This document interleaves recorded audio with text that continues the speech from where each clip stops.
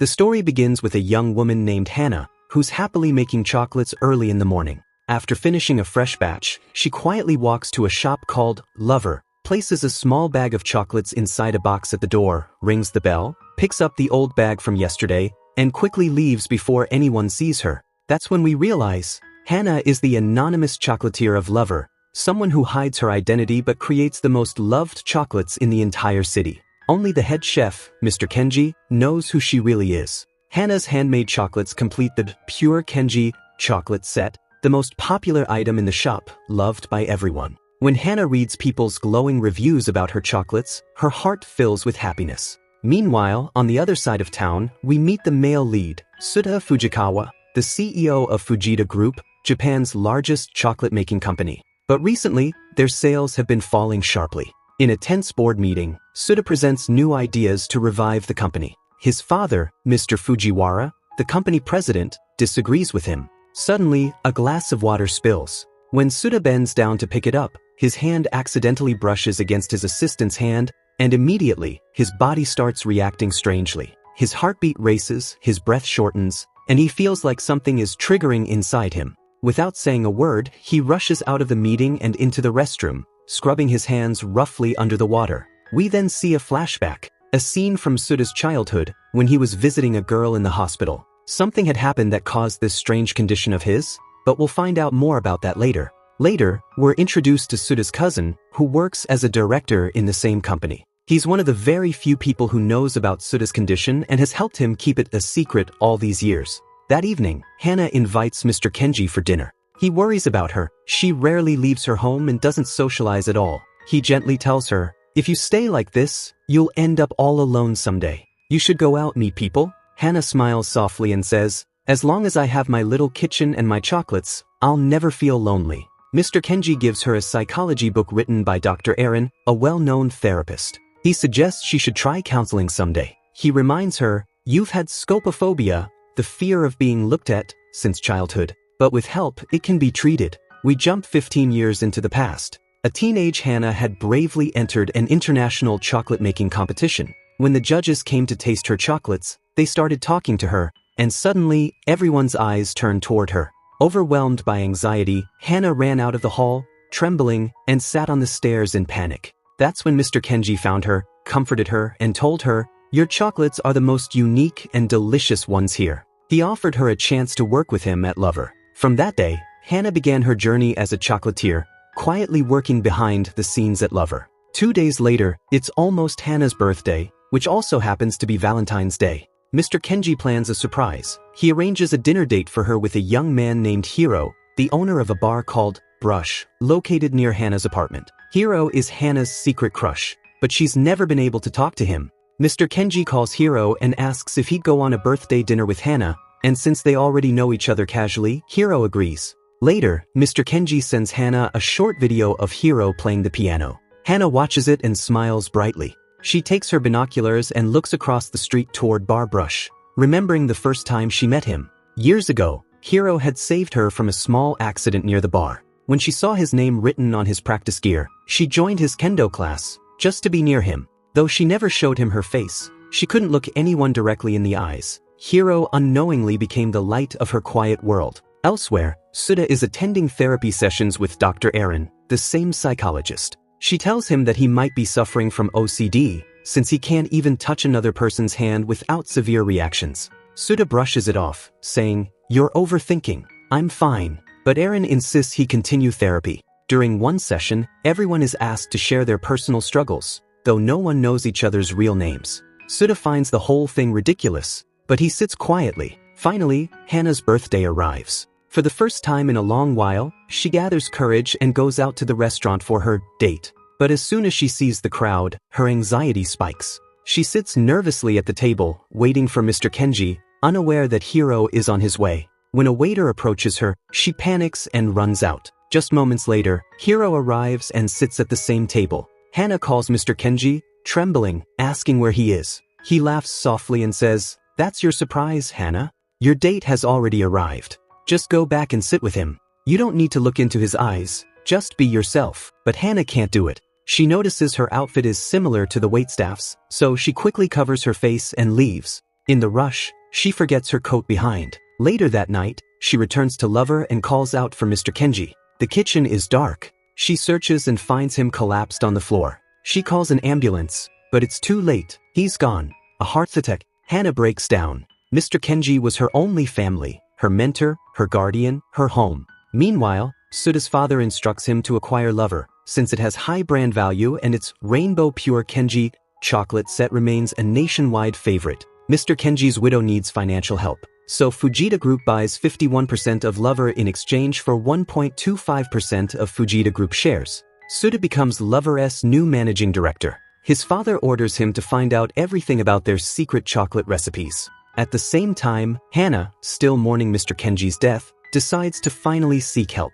Remembering his advice, she emails Dr. Aaron and writes about her fear, how she doesn't want to live this isolated life anymore. We see a flashback. After the international competition, when Hana's mother had passed away, she was left completely alone. Mr. Kenji had offered her a permanent chocolatier position, becoming her only family. And now he's gone too. But this time, she chooses not to give up. The next morning, Suda arrives at Lover to begin work. He introduces himself to the staff and says they'll soon begin restructuring. Hana, who has always communicated only by email, sends one to the company, asking for a face-to-face meeting to discuss her chocolate supplier contract. Suda tells his team, "I've invited this anonymous chocolatier to meet me. Once we find out who's behind these recipes, we'll cancel their contract." Fujita Group doesn't work with unknown people. But Mama Yen, a senior chocolatier everyone affectionately calls Mama, steps forward. She warns him that chocolatier was very close to Mr. Kenji. "We shouldn't rush this." Suda replies firmly, "Rules are rules. We need transparency. The contract will be cancelled." Later, Hana finally gathers the courage and arrives at Lover in person. She's nervous, wearing her mask and keeping her head down. At the entrance, she notices a "now hiring" notice. Coincidentally, Mama Yen is leaving the job that day, and the rest of the staff are trying to convince her to stay. Seeing Hana, they assume she's a new applicant. Confused and anxious, Hana nods before she can even explain. They take her inside. Suda's cousin begins interviewing her. He asks, "So, what experience do you have?" Hana softly replies, "I've never worked in a place like this before." She tries to tell them the truth, that she's actually the chocolatier, but her nervousness makes her avoid eye contact, and her voice trembles. He asks, "Then why do you want to work here?" Hana looks down and says, "Because I've eaten more than 10,000 chocolates from Lover. They've given me comfort, and all the happiness I have in my life." Something about her answer touches Suda. He quietly says, "You're hired." Hana is shocked but doesn't know how to refuse. As she starts working, the staff gather around to greet her, but everyone's eyes on her make her panic. Overwhelmed, she rushes to Suda's office to say she can't do this. But in her panic, she bumps into a table, loses balance, and Suda instinctively reaches to catch her. Their eyes meet. For the first time in her life, Hana looks directly into someone's eyes, and nothing happens. No panic, no fear. A flash of her mother's voice echoes in her head. "One day, you'll meet someone whose eyes you can look into. That person will either be your soulmate, or the one who destroys your life." Suda is equally stunned.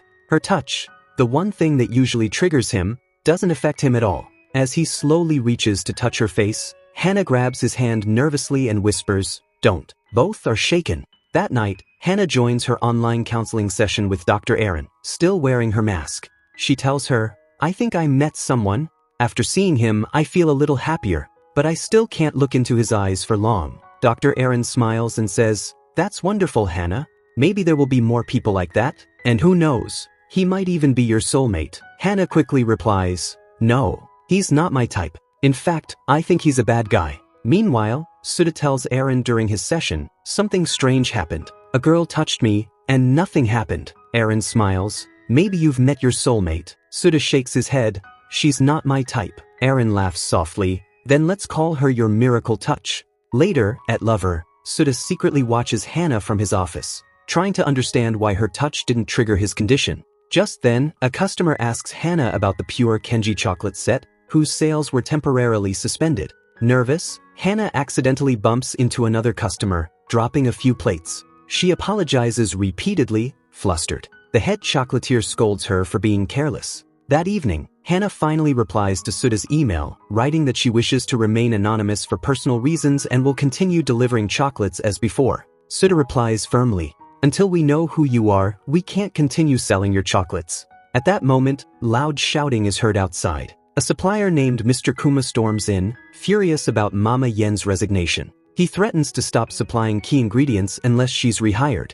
Suda decides to go talk to him personally, and as he steps out, he notices Hana, calmly explaining something to a customer about Lover's chocolate specialties. Impressed, he pauses, then turns to her and says, "Come with me. I want you to help me talk to Mr. Kuma. His wife's Korean, maybe you can convince him."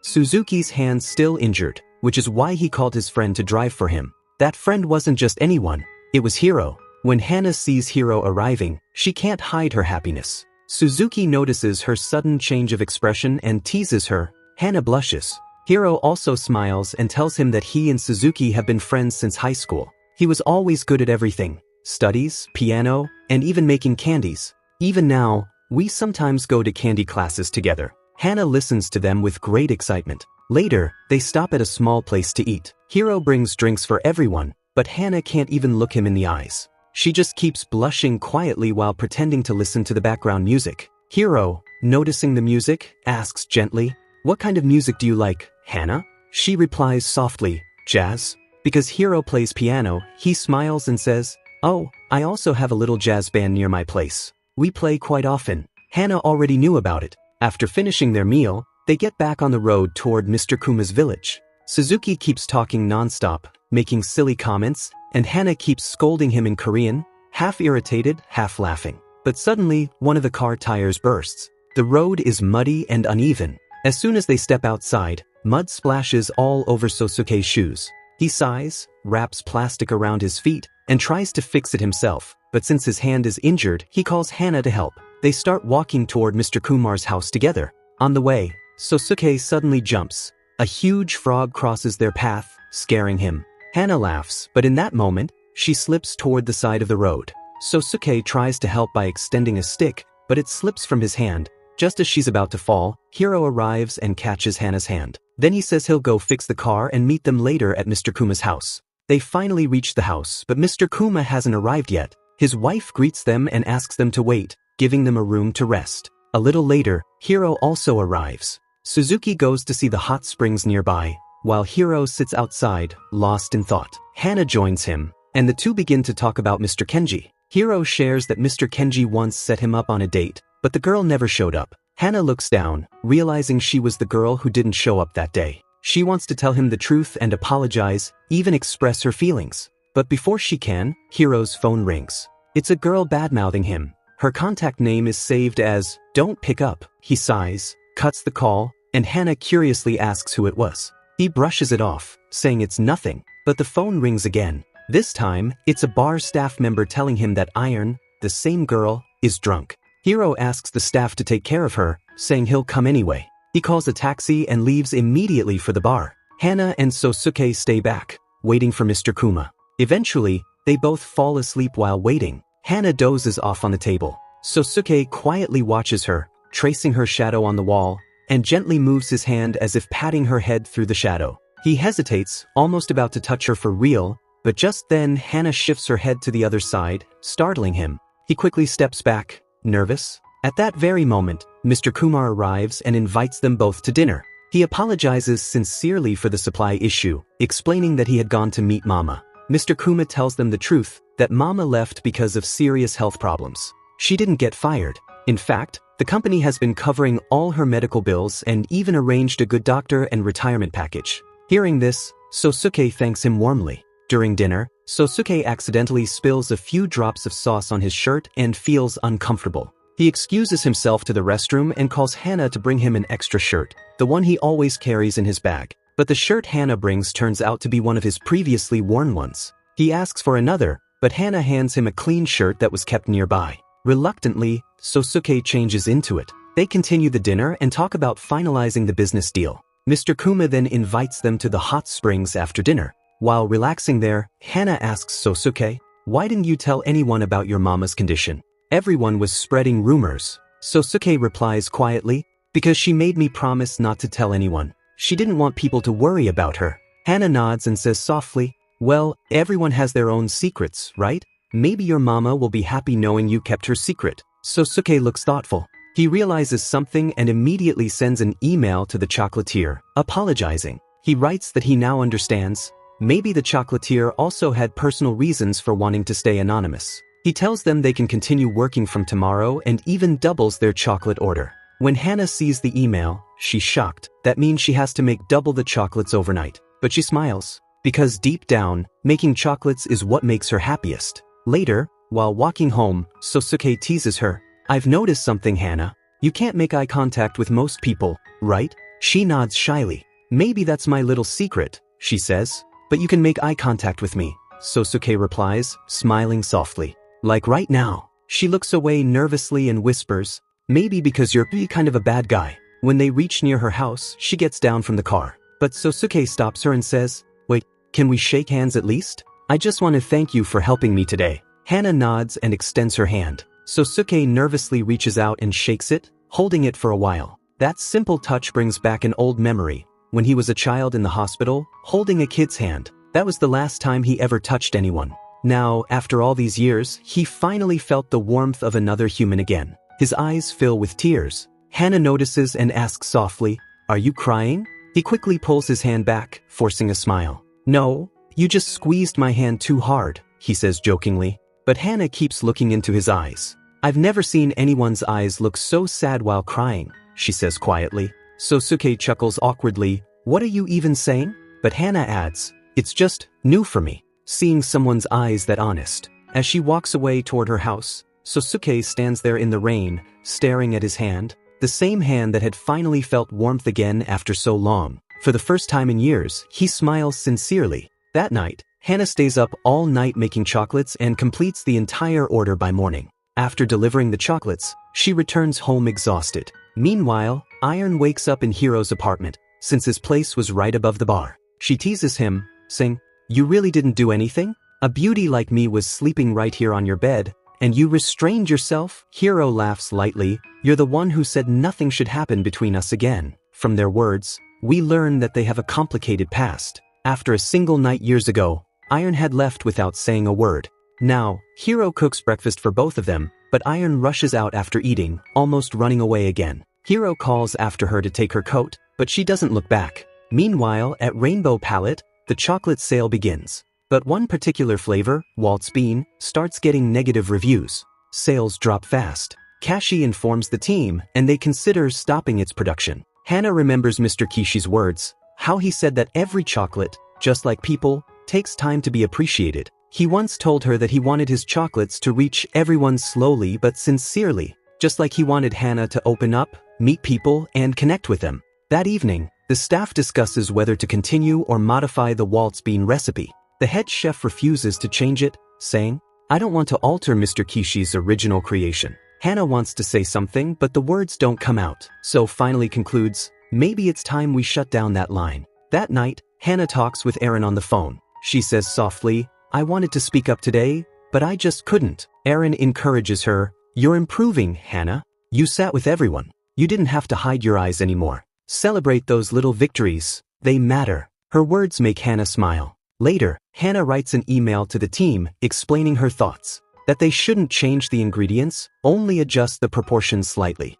She remakes all the flavored chocolates overnight and sends the samples by morning. When the team tastes them, everyone is amazed. The flavors are richer, smoother, perfectly balanced. The head chef says, whoever this chocolatier is, they're a genius. Hannah can't stop smiling. That evening, the team decides to celebrate at the same bar, Brush. They invite Hannah to join. She hesitates at first, but eventually agrees. Inside, she tries to relax, but when she sees Hiro playing the piano, her heart skips a beat. She can't help blushing. Soon, others start singing on stage and encourage Hannah to sing too. She refuses at first, but Hiro steps up and says, if you want, I'll play for you. Just sing whatever you like. Gathering courage, Hannah walks up to the stage and sings a sweet, gentle song. Everyone cheers for her. She even smiles shyly at Hiro while singing. Sosuke arrives just in time and watches from the crowd. When Hannah finishes, she looks directly at Sosuke, ready to finally confess. But realizing everyone's eyes are on her, she freezes. Her heart starts pounding. Her breathing quickens. Sosuke immediately steps forward and says, hey, don't force anyone to sing if they don't want to. He walks to the stage and gently takes her hand, leading her outside. It's raining. Hana, crying softly, says, "Leave me alone, Sosuke, please." But Sosuke stops her and says, "You're crying. You're afraid of eye contact, right? But you can look into my eyes. I can touch you." He holds her gently. "I can't bear anyone else's touch, Hana. But for some reason, yours doesn't hurt." He gives her the umbrella and starts walking away in the rain. But halfway, he stops, turns back, and runs toward her again. With a trembling smile, he says, "I can't stand this rain anymore." He grabs the umbrella from her and walk off. Sosuke goes to the store to change. It's still raining outside when Sosuke looks through the window and sees Hana standing there. Hana smiles softly and says she just came to check on him, to make sure he wasn't sick. Sosuke gently takes her inside, hands her a towel, and tells her to dry her hair before she catches a cold. They sit together quietly for a while until Hana finally opens up. She tells Sosuke about her struggles, how after her mother's death, her condition worsened, and how she began to avoid people even more. Her voice trembles as she admits she doesn't want to live like this anymore. "That's why," she says, "I went up on that stage today. I thought maybe it would help, but it didn't make much difference. I just wish I could have enough courage to look into the eyes of someone I like and tell them how I feel." Sosuke looks at her carefully. His voice is quiet but sincere. "Is there someone you like, Hana?" She hesitates for a moment, then nods slowly. "Yes," she whispers. "There is. I just wish I could tell him. I wish I could look into his eyes and laugh, cry, and be honest with him without fear." Sosuke looks down, lost in thought. "I understand that," he says softly. "I've missed out on so many simple things myself, playing with friends, shaking hands, high fives.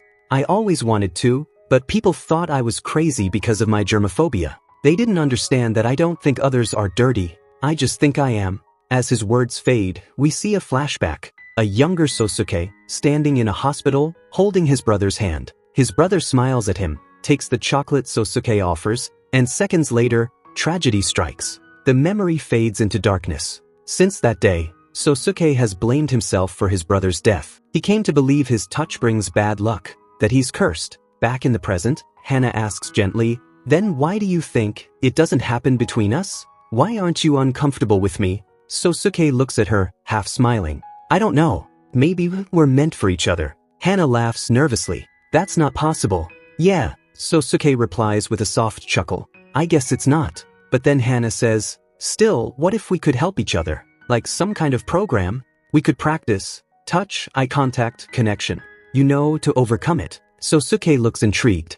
"You mean, like a contact therapy?" She nods. "Exactly. Would you like to try?" He hesitates for a moment, then grins faintly. "Sure. But what if I fall in love with you while practicing?" Hana laughs. "No guarantees," she teases. "But that won't happen. It's just practice." "All right," Sosuke says, smiling. "Then I'm ready. Falling in love with you isn't on the plan anyway." They both laugh nervously, then decide to try. They start by maintaining eye contact. Slow, steady, awkward at first. Hana's hands tremble slightly, and Sosuke's heartbeat quickens. She reminds herself, it's just practice. They both take a deep breath and lean a little closer. Slowly, Hana wraps her arms around him.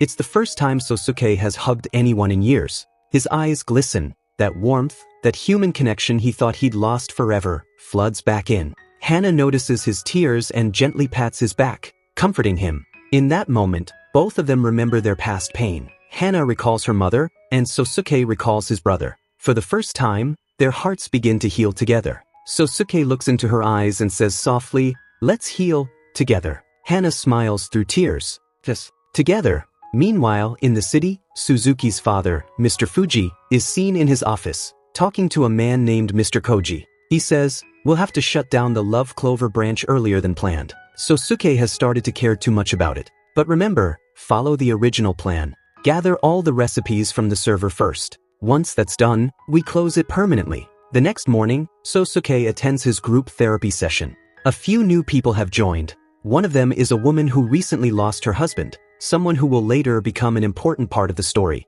Meanwhile, Hana receives a call from Hiro. He tells her that her coat is still with him and asks her to come collect it. Excited, Hana agrees. She's nervous and giddy. After all, she's about to meet her crush again. But before she leaves, Sosuke calls and asks her to come for their next practice session.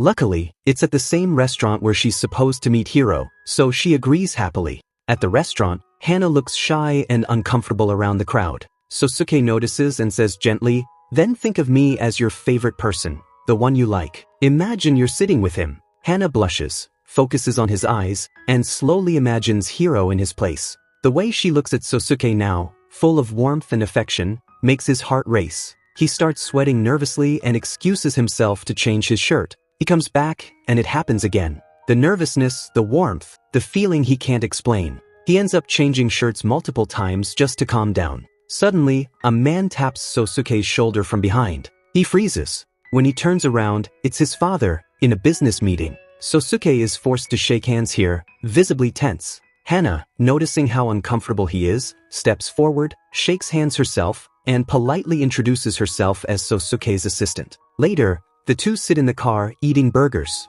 Sosuke thanks her softly for helping him. Hana jokes, "If I stay like this, I don't know who would ever want to go on a date with me." Sosuke smiles. "The one who truly likes you won't care about that." Hana chuckles. "Maybe, but if he's really handsome, smells good, and has that perfect smile, I might get even more nervous." Sosuke raises an eyebrow. "Wait, are you saying I'm not handsome? Not cute? And that I smell bad?" Hana teases him. "You said it, not me." They both burst out laughing. But as they laugh, Hana notices a small crumb near Sosuke's lips. Without thinking, she reaches out to wipe it away. The touch makes Sosuke's heart pound. Overwhelmed, he quickly steps out of the car, confused by this new feeling. Later he tells Iron, his therapist, about it. Iron smirks. "Sounds like you're falling for her." Sosuke quickly denies it. "No, it's nothing like that." Iron laughs.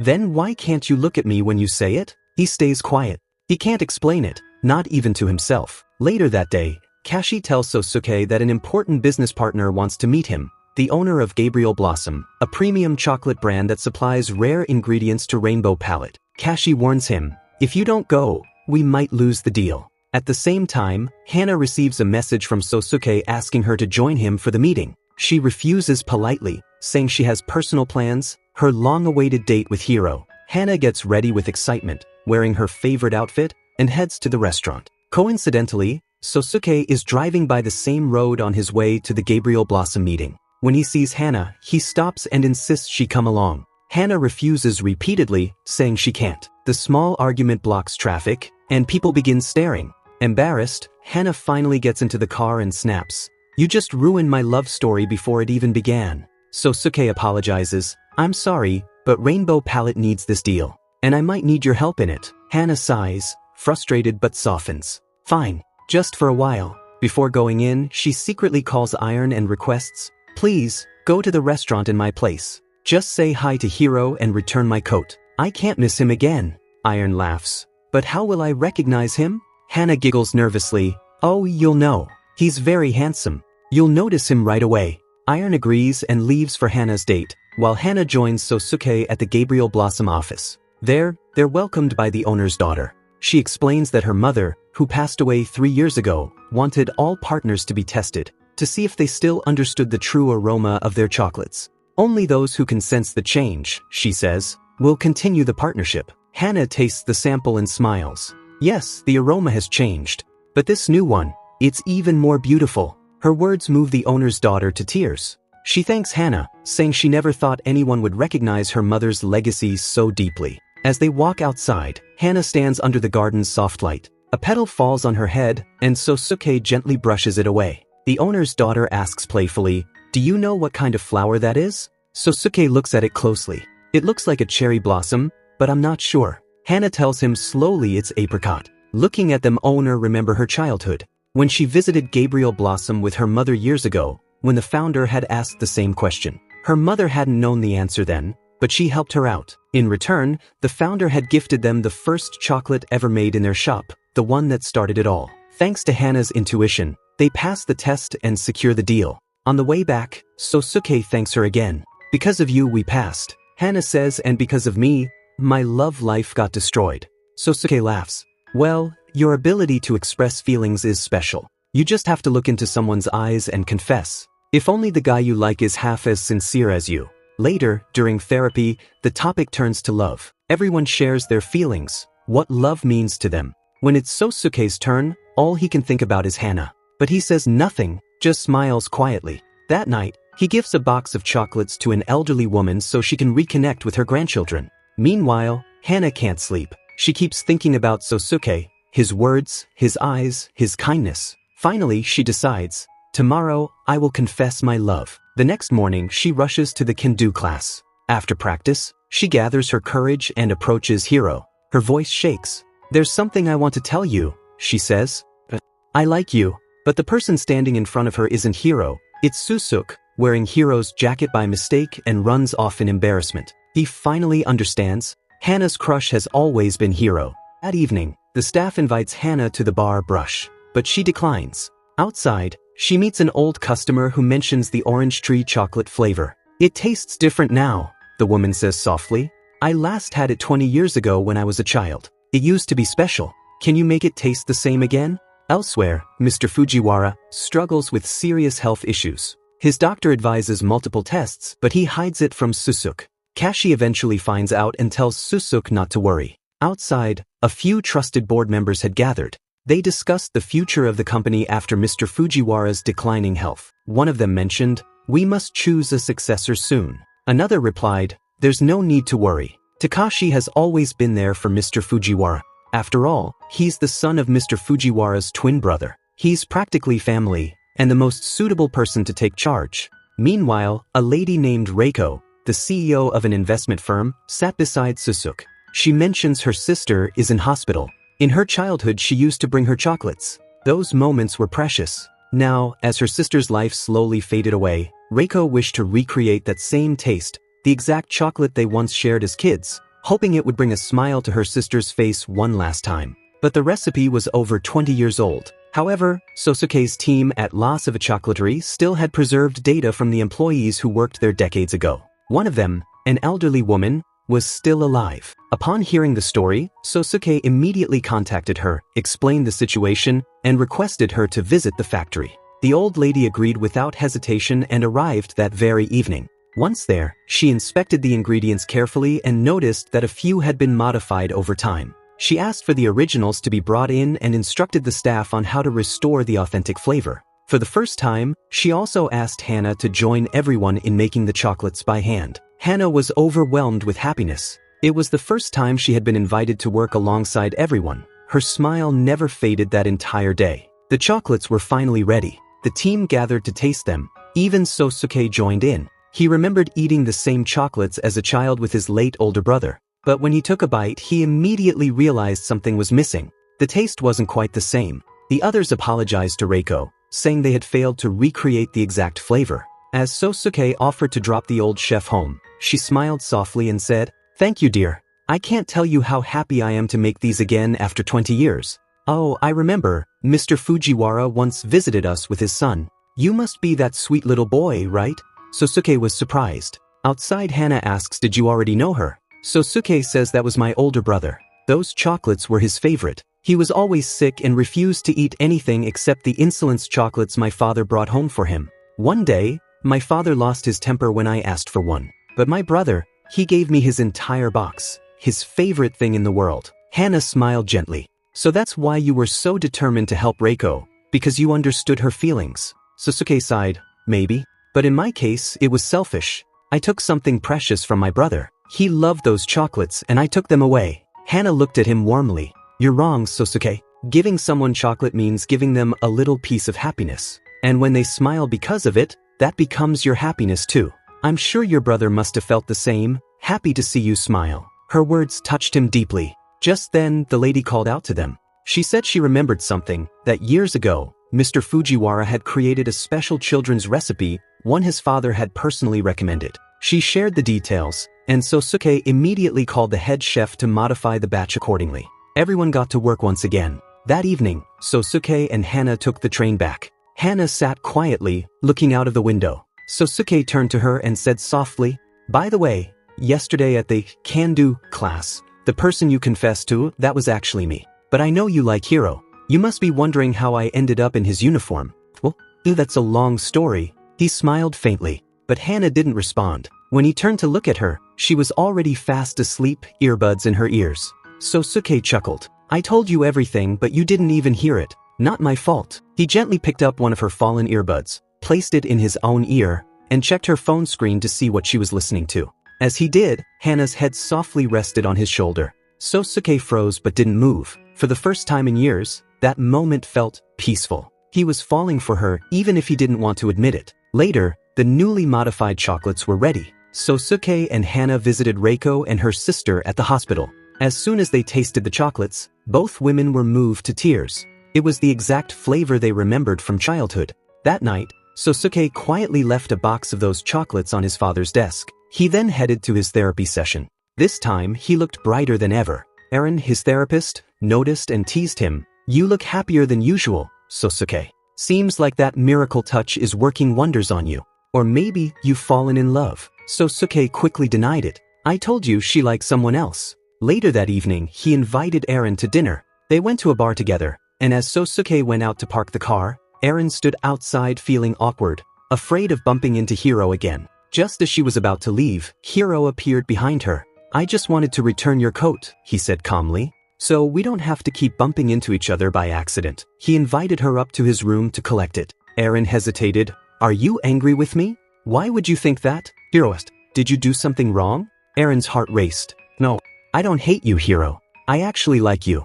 That's why I came back." Hiro looked at her with quiet intensity. "Then why are you running away from me? What's the problem?" "It's personal," she whispered. He stepped closer. "Then tell me, Eren. How will I know unless you do?" Tears welled up in her eyes as Hiro pulled her into a comforting hug. But just outside, Hana had arrived at Hiro's place to return his sword, and froze when she saw him hugging someone. Sosuke, who had followed her, quickly covered her eyes and whispered, "Don't look, Hana. Just look at me." He didn't want her to witness that heartbreak. Moments later, Eren stepped out, shocked to see Hana there with Sosuke. Hiro also came out, confused by the tension. Hana looked at Sosuke and asked, "What's going on?" Sosuke finally said, "This is her, my miracle touch. The one I can't stop thinking about." Hana stood stunned. "Wait, you mean I confessed to you, not Hiro? And you never told me?" Sosuke sighed. "I didn't want you to be embarrassed in front of Hiro or have your heart broken." Hana snapped. "Why do you even care?" He replied softly, "Because you're my employee, Hana. I worry about you." She glared at him. You're such a liar." Sosuke looked down and muttered, "Maybe. But the truth is, I'm interested in you. I like you." He smiled faintly, masking his emotions. I care about your well-being. So take care of yourself, and don't be late tomorrow." He left, holding her coat in his hand. Later, we learned the truth about Eren's past. Her mother was emotionally unstable and had attempted suicide several times just to gain attention from her lovers. Eren had grown up watching that pain, always being the one to stop her. Eventually, during high school, her mother found a new lover and abandoned her completely. That trauma made Eren decide never to fall for anyone, never to repeat her mother's mistakes. That's why she told Hiro, "I'm not suitable for love. You'll find someone better." Hiro replied gently, "Who could be better than you?" and asked, "Are you free this weekend?" She said no. She had a conference in Nagano City. "Then I'll keep the coat," he smiled. "So you'll have a reason to see me again." The next day, Sosuke announced a new project, a chocolate flavor improvement trip to Nagano's winery. Since Hiro had wine expertise, he was invited too. Eren was already staying there for her conference. Over the weekend, the team reached Nagano. Hana felt nervous but joined Hiro on a bench outside. "I wanted to apologize," she said shyly. "I missed our first 2 meetings." Hearing this, Hiro realized that Hana was actually the girl from his cancelled dates. Nearby, Sosuke pretended to fix his shoes but was actually eavesdropping. He was covered in mud from the vineyard yet didn't care. He was trying to listen. When Hana turned around, Hiro teased, "You two look good together." Hana quickly replied, "There's nothing like that between us. I like someone else." Hiro smiled faintly. "I know what one-sided love feels like. But sometimes, you have to let go if they don't see your feelings." "That's easy to say," Hana murmured, "but so hard to do." Later, as everyone left for the second round of wine tasting, they intentionally left Hana and Sosuke alone, suspecting there was more between them. Hiro too seemed to be playing along. Sosuke invited Hana for a walk. They ended up near a beautiful lake, a place Hana instantly recognized. "This looks exactly like my phone wallpaper," she said softly. "I know," Sosuke smiled. "I saw it once and thought you'd like to see it in real life." She looked around, mesmerized. "This photo, my dad took it. He was a traveler, rarely home. But every birthday, he sent me chocolates from around the world. That's why I became a chocolatier. Sosuke nodded, his voice gentle. Fathers often can't express feelings directly. That's why they use chocolates, just like mine did. Hana smiled. So, chocolate is really a language of love, a way to share happiness with those we care about. Sosuke looked into her eyes. Exactly. And finally, you're able to look at me without turning away. Hana blushed. Maybe because you're the one who keeps making me nervous. He smiled softly. Then I'll take that as a good sign. From now on, we won't need practice anymore. Hana laughed lightly. You're right, Sosuke. I don't think I'll need any more practice either. Hiro and Iron were having a good time together. When Hiro spotted a vending machine nearby, he smiled, walked over, and bought a cute little keychain as a small gift for her. Just then, a couple approached Hiro, asking if he could take their picture. He agreed with a polite nod and clicked their photo. Afterward, the couple smiled and offered to take a photo of Hiro and Iron together. Both stood side by side, awkward but smiling. Yet before the camera could flash, Iron suddenly stepped away and walked off. Confused, Hiro followed her and gently stopped her. Did I do something wrong? He asked softly. Iron shook her head. No, it's not that, she said quietly. Then why do you hate me so much? Hiro's voice cracked with hurt. Iron looked down. You know I don't hate you, she replied. I can't stand doing all those cute couple things. It's not me. Please, just leave me alone. With that, she walked away, leaving Hiro standing there, his heart sinking. He felt miserable and wandered off in silence. Iron too was hurting. The truth was her childhood trauma had left her terrified of love. She didn't know how to open her heart to anyone. Meanwhile, the staff had gathered that evening for drinks. Even Hana, who rarely joined such get-togethers, came along. But knowing she couldn't drink much, Sosuke secretly arranged hangover medicine and water for her in advance. Later that night, Hana became adorably tipsy. Her words were soft and innocent, and to Sosuke, she looked impossibly cute. When the elevator filled with people, she instinctively stood in front of Sosuke, shielding him from being accidentally touched in the crowd. Even in her drunken state, her care and thoughtfulness made his heart race. He struggled to hide his blush until finally, when everyone else exited, he dropped Hana off safely at her floor. The next morning, Sosuke gathered the entire team and gave them a huge surprise. He took everyone to meet Mama, who was now living nearby with family and recovering well. The entire staff was overjoyed. Mama instantly recognized Hana. She remembered her as the mysterious chocolatier who used to deliver chocolates in person. Mr. Kenji always wanted you to come out into the world, Mama said kindly. He wanted you to live freely, to never have to hide again. So gather some courage, Hana. Tell everyone who you really are. You'll see, they'll all be proud of you.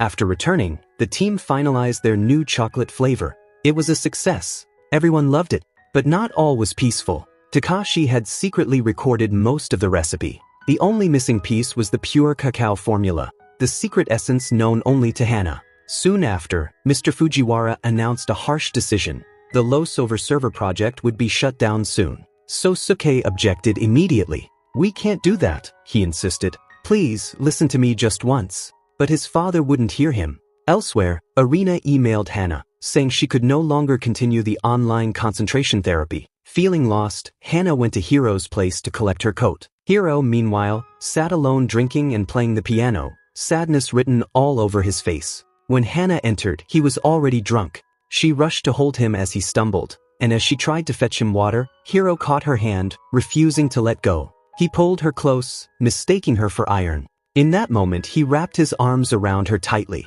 Hana froze. Just then, Sosuke arrived and witnessed it. Without a word, he turned away and left. The next morning, Hana tried to distract herself by making chocolate at her apartment. But suddenly, the lights went out. She'd forgotten to pay the bill. She rushed to the Los Over factory early to finish her batch before anyone else arrived. After exchanging a few chocolate bags, she was about to leave when she heard footsteps outside. She quickly hid in the dark, leaving her bag on the floor. But Sosuke noticed it immediately. You're here early, he said, glancing at her. What are you doing? Just cleaning up a bit, Hana replied nervously. Sosuke's eyes flicked toward the bag behind her. Before he could move closer, Hana quickly pulled him by the sleeve, hiding the bag behind her. Sosuke smiled faintly. We decided we didn't need extra practice, remember? Maybe following the plan is best for everyone. Then, without another word, he left, his tone colder than usual. The comment stung Hana deeply. Later, Sosuke met his father again, pleading, "We can't shut down Losover. It's Japan's best chocolate brand. And if we win the World Chocolatiers Masters, our company will gain international recognition. Please, give me a chance." His father thought for a moment. "Fine," he said. "If you win the Masters, I won't shut it down." Determined, Sosuke decided to use the pure cacao recipe as their main weapon. Hearing this, the head chef grew anxious, because the true pure cacao could only be made by the original chocolatier, Hana. Hana tried to tell them the truth, but before she could, the other chefs began mocking the anonymous chocolatier, calling her a fraud. The head chef looked hurt but stayed silent. Seeing this, Hana took a deep breath and decided to help differently. She told them she could connect with the chocolatier online, pretending to video call her and share her instructions. That night, Hana recorded herself secretly, wearing a mask and teaching the recipe in a pre-recorded video. The next morning, she played it on her laptop, pretending it was a live call. But Takashi grew suspicious. "There's no network activity," he said suddenly. "If it's a live call, why isn't your laptop connected to the internet?" The head chef frowned. "That's impossible. I saw her talking live." Takashi shook his head. "No, because only one person knows that recipe. Hana, you're the anonymous chocolatier, aren't you?" Everyone gasped in shock. Just then, Hana noticed the Losover closure plan file lying open on the table. As she turned to leave, everyone surrounded her. "Is it true?" one asked. "You're the chocolatier? Why did you lie to us? Why hide it from everyone?" Another demanded. Overwhelmed, Hana began to panic, tears welling in her eyes as she rushed out of the room. Sosuke followed her outside. "Why did you hide this from me?" he asked softly. Through trembling words and tears, she said, "I wanted to tell you so many times, but I couldn't. Not because I didn't trust you, because I was scared." Scared. Sosuke frowned. "But why hide it from me of all people?" Tears streamed down her face. "And I trusted you, Sosuke. But what did you do? You lied too. You planned to shut down Losover and collect every recipe for your father's business." "That's not true," he said, voice rising. "I wanted to save Losover by winning the World Chocolatiers Masters. That's why I asked for everyone's help." But Hana couldn't listen. She turned away, heartbroken, and left in a taxi. Sosuke wanted to chase after her, but Takashi stopped him.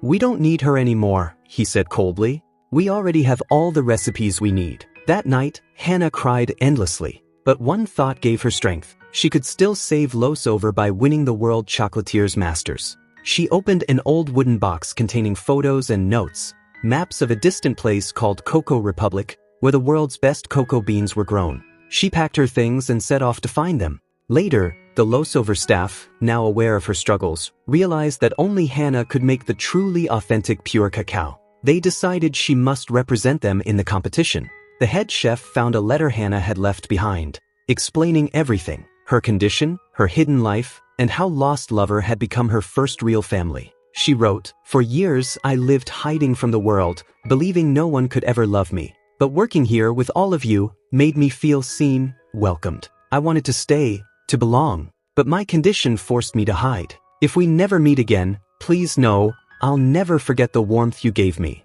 Reading this, Sosuke rushed to Hana's apartment. The landlord opened her door. It was empty. Seeing how she'd lived alone all those years broke his heart. He noticed photographs of Cocoa Republic, the same place their founder once visited for the finest beans. It hit him immediately. Hana must have gone there. Meanwhile, Hiro returned Erin's coat to her. Later, Sosuke gives a ticket to bring back Hana to Hiro. Hiro looked puzzled and explained, "That night, she didn't kiss me. I was drunk and thought she was iron. She only held me to stop me from falling. When she realized how I felt about iron, she understood and confessed that you were the one she'd liked all along." Sosuke froze. "You liked me?" Hiro nodded. "She told me 2.5 years ago she was almost hit by a car, and someone saved her. She didn't see his face, but his kendo jacket had my name stitched on it." He explained her. "That wasn't me. That was Sosuke, who bought that kendo jacket for my birthday. And I've seen the way he looks at you.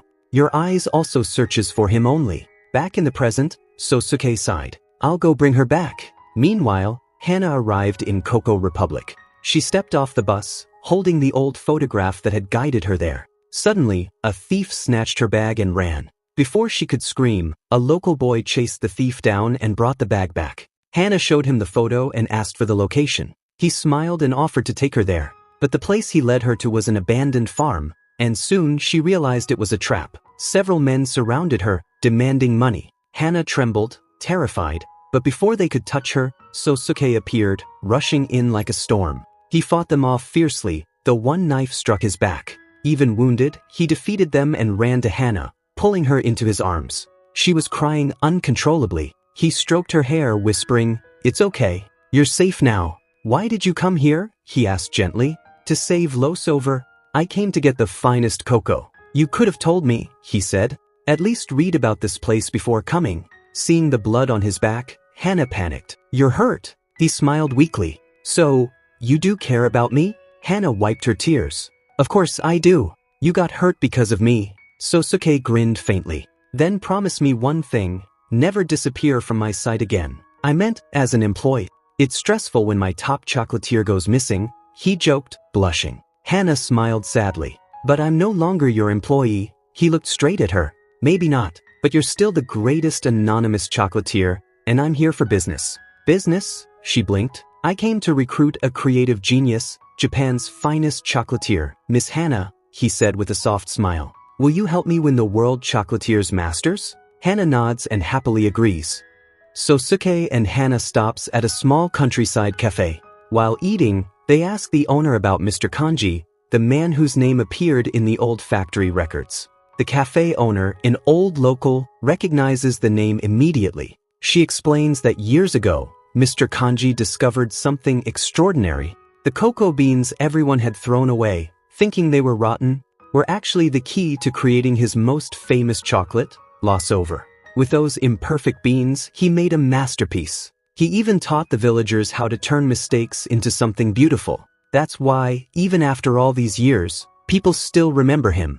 As Hana listens, her eyes shine. Later that evening, she and Sosuke take a quiet walk near the fields. A cool breeze passes, and Hana softly says, "You know, even those beans that looked ruined, they ended up creating something so special." Sosuke glances at her and smiles. "Yeah, just like people, right? Everyone has flaws.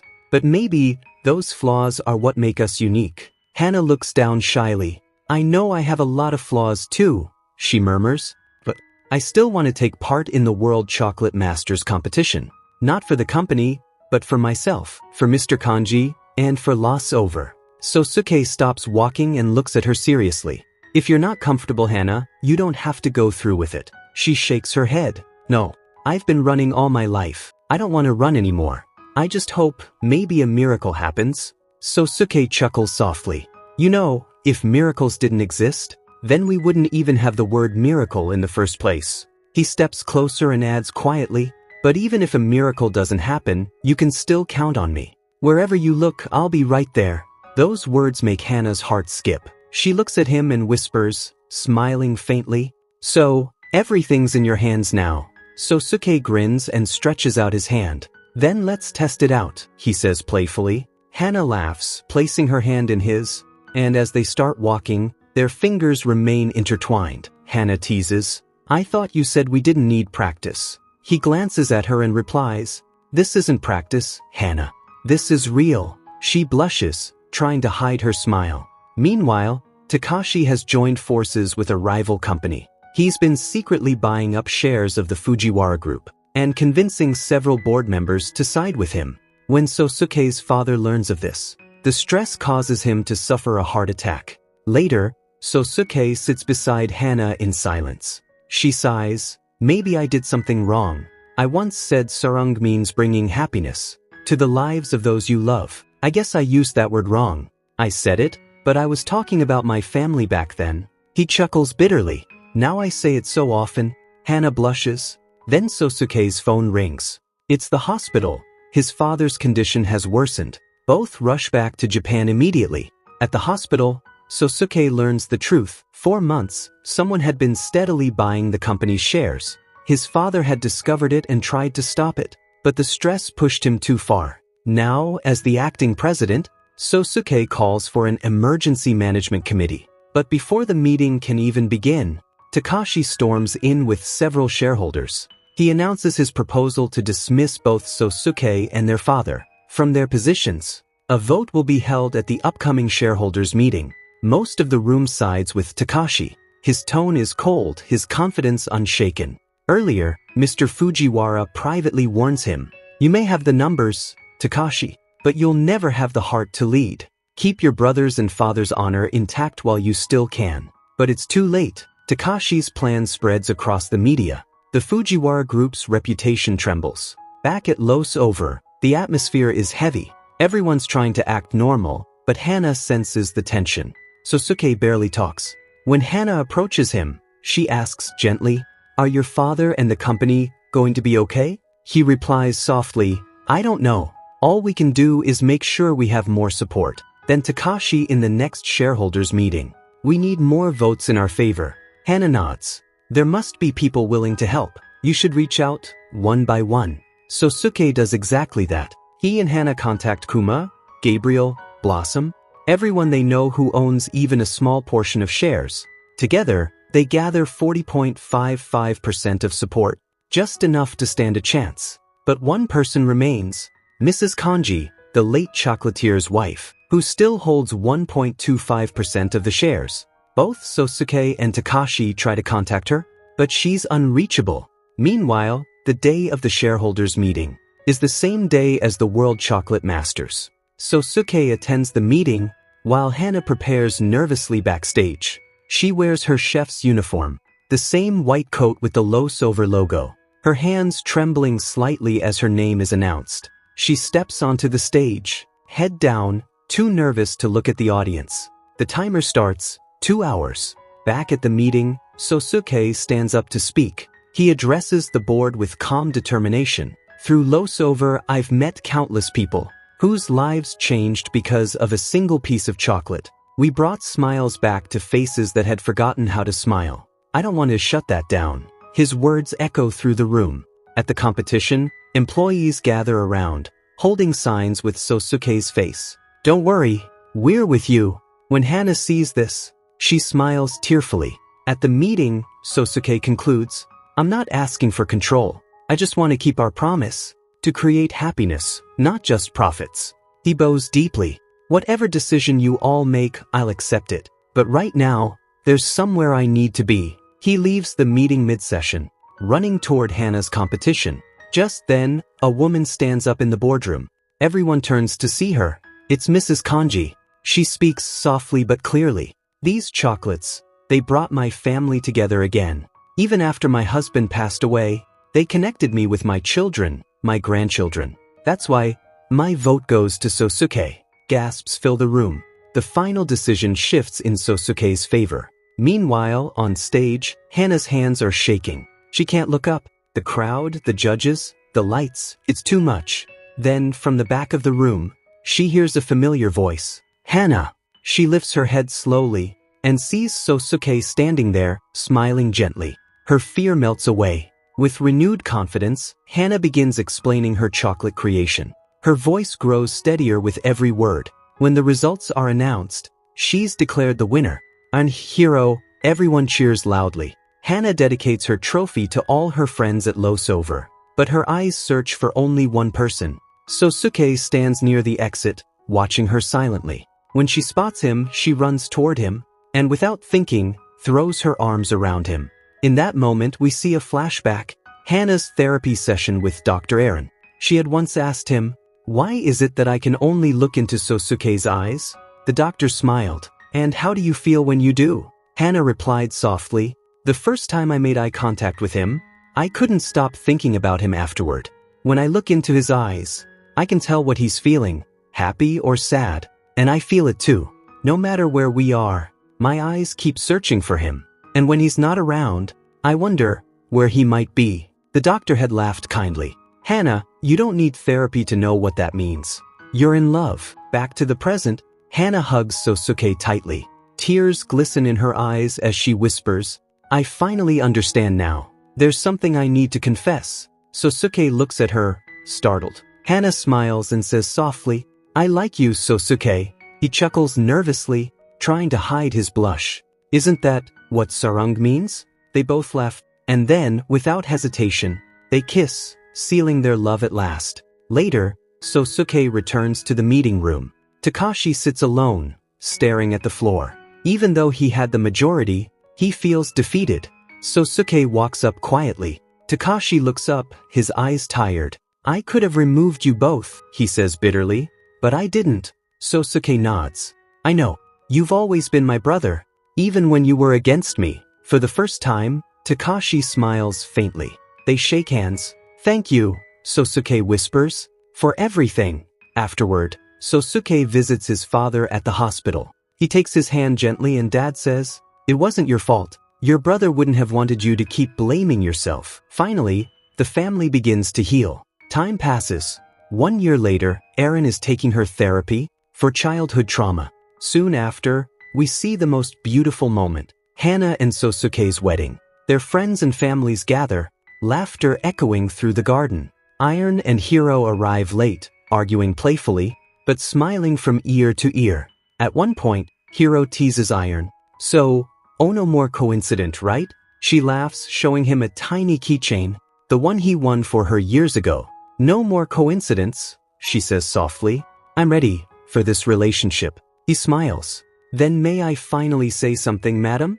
Just then the announcement rings out. Here come the newlyweds. Hiro quickly grabs Iron's hand as they laugh together. Sosuke and Hana walk down the aisle, and though Hana still looks nervous, Sosuke takes her hand and runs playfully down the path. Both laughing, both free. Their friends cheer loudly, and the scene fades as they share one final, joyful kiss under the falling petals. Hope you like the video. Do subscribe for more such videos. Thank you for watching.